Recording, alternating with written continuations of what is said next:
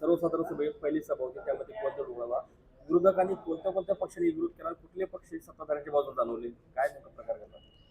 आज सभागृहामध्ये सर्वसाधारण सभा असताना नगराध्यक्ष मॅडमनं पत्रकारांना बाहेर जाण्यास सांगितलं.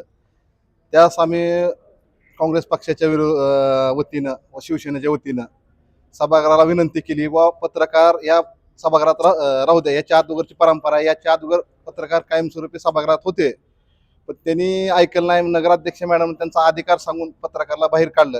तर आम्ही सत्तेधारी व नगराध्यक्षाचा आम्ही निषेध केला आणि येणाऱ्या काळामध्ये आम्ही त्यांना सांगितलं की तुम्ही जे आता ही पत्रकार बाहेर काढून तुमचा मनमानी कारभार चालू केला, तर त्याने आम्हाला आश्वासन दिलं की येणाऱ्या मीटिंगमध्ये आम्ही त्यांना घेऊ पुढच्या वेळेस. पण त्यांचा ही चुकीच्या पद्धतीने वाटचाल करायची पद्धत होती, त्यामुळं सभागृहामध्ये पत्रकाराला बसू देतील का नाही याची शंका आहे. राष्ट्रवादीची काय भूमिका होती? राष्ट्रवादीची त्यांनी विरोधी केला नाही आणि म्हणजे विरोधी केला नाही, सोबतही राहिली नाही त्यांच्या, म्हणजे तटच राहिली त्यांनी. मूक संमती, थोडक्यात त्यांची मूक संमती राहिली त्यांना सत्ताधारीला.